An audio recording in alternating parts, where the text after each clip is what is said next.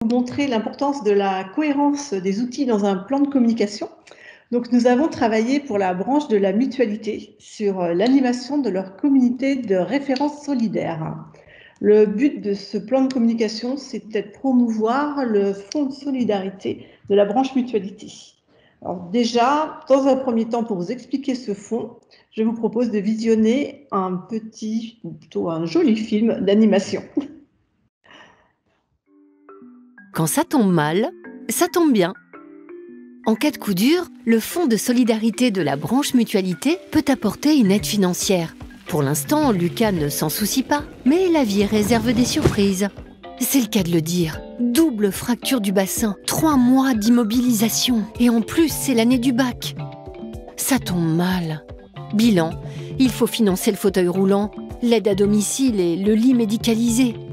Ça tombe bien, lors d'une pause à la machine à café, la maman de Lucas, qui travaille en mutualité, rencontre le référent du fonds de solidarité de la branche. Je vous présente maintenant Pascal Lelièvre, qui est responsable de la communication à l'ALEM, et qui là va pouvoir vous parler largement de ce fonds et des outils qui ont permis d'animer la communauté. Merci beaucoup. Bonjour Blandine, merci à tous et à toutes, et puis merci de votre invitation. Oui, vous avez découvert du coup le fonds de solidarité. Je pense que vous avez vu dans quel domaine de la prévoyance et de l'action sociale il œuvrait. Pour vous expliquer un petit peu la problématique sur laquelle ADESIDE nous a accompagnés et nous accompagne depuis maintenant oh là là, 2 ans au moins, Christophe. Hein, et oui, 2 ans déjà. 2 ans. Il faut que je dézoome un tout petit peu sans vous assommer d'informations juridiques. C'est pas mon intention et c'est pas mon métier. Donc l'ANEM est une organisation d'employeurs, hein, une organisation patronale telle qu'on les appelle officiellement. Une des obligations, c'est que ce régime, il doit être très solidaire. Donc, il doit présenter des garanties de haut degré de solidarité. C'est ce qu'a dit le législateur, sans plus d'ailleurs trop de précision. Il a dit, vous avez le droit de recommander un assureur, mais il faudra que ça soit un accord extrêmement protecteur pour les salariés. Et une des mesures de protection très forte de solidarité qui a été décidée à cette occasion, c'est la mise en place d'un fonds de solidarité qui est alimenté par 2% au minimum des cotisations de l'ensemble du régime de prévoyance, hein, qui couvre tous les risques longs de la vie. Et ces 2%, ils sont mis dans un fonds, et ce fonds doit permettre des actions collectives et individuelles, associées bien sûr aux risques couverts par la prévoyance. Vous l'avez vu dans le petit film que Blandine vous a passé, on voit que ce sont bien des risques santé et associés à la protection de la personne. Et donc, ce fonds de solidarité, il s'en est mis en place dans beaucoup de branches professionnelles, mais avec un enjeu et un problème dont on a fait part à Christophe la première fois qu'on l'a vu, c'est que ce fonds étant peu connu par les salariés, peu connu par les acteurs, et intuitivement n'étant pas associé à une garantie d'assurance ou à la vie dans son entreprise, eh bien à la fois les salariés et les entreprises ne le connaissent pas et ne l'utilisent pas. Et donc, nous avions un vrai problème de riches. Nous, je dis branche professionnelle, hein, pas organisation patronale, c'est que ce fonds, il a été créé en 2018, 2% de l'ensemble des cotisations y allaient, et très peu de personnes, en connaissant l'existence et connaissant les prestations qu'ils pouvaient fournir, eh bien, ne réclamaient pas l'argent. Et donc, on a vu qu'on allait, à un moment donné, bêtement être assis sur un tas d'or qui ne servirait à rien, qui appartenait à tous ceux qui cotisent, et qu'il fallait absolument qu'on le promeuve afin que les gens en connaissent l'existence. Et ça a été la problématique avec laquelle nous sommes arrivés auprès d'ADESIDE, et nous nous sommes rendus compte, nous rendons compte encore aujourd'hui que très peu de branches professionnelles se sont préoccupées de la promotion de ce fonds.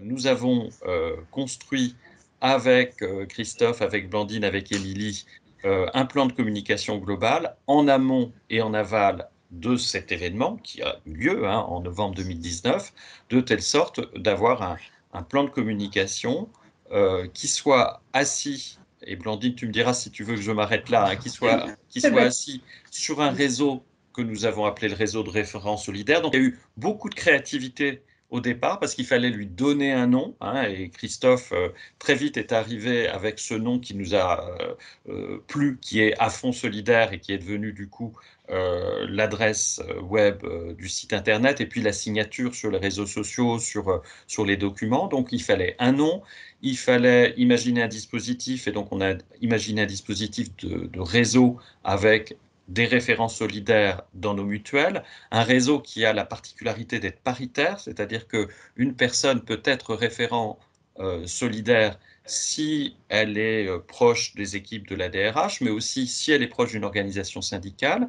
Et ces référents solidaires sont des ambassadeurs du fonds, c'est-à-dire qu'ils sont, c'est pour ça qu'on a mis en scène la machine à café, hein, c'était avant le confinement, pour bien montrer que c'était à travers des échanges parfois informels que les salariés allaient connaître ce dispositif et pouvoir, à un moment donné, monter un dossier.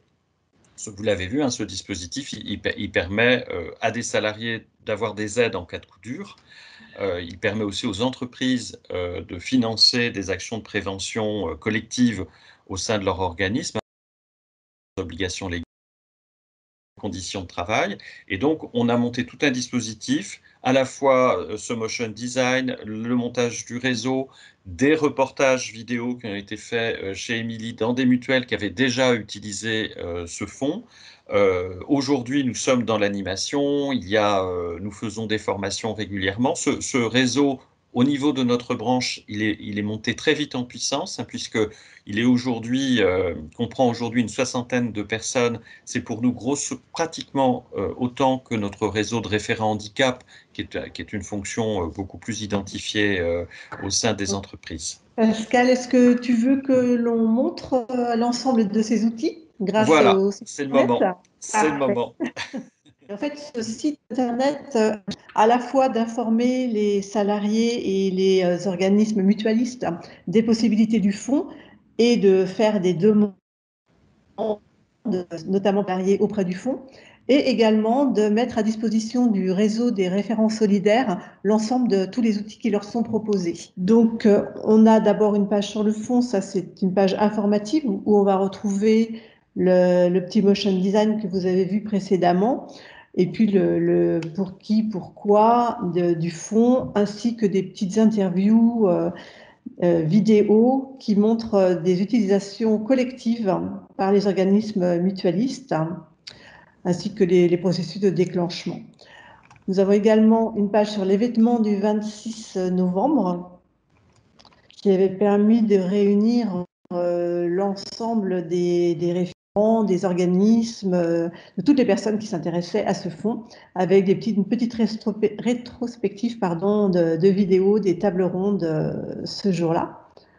Je vous passe rapidement sur tout ce qui ne concerne pas les référents, puisque là, on était plutôt sur l'animation de la communauté.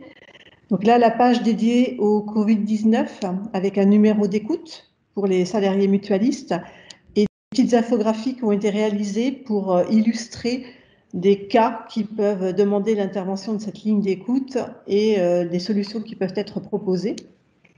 Et on a la même chose pour des cas de demande avec des infographies qui représentent pour les salariés des illustrations de possibilités de demande et les réponses qui sont faites par le fonds à ces problématiques, et des demandes également collectives avec des petites infographies illustratrices toujours.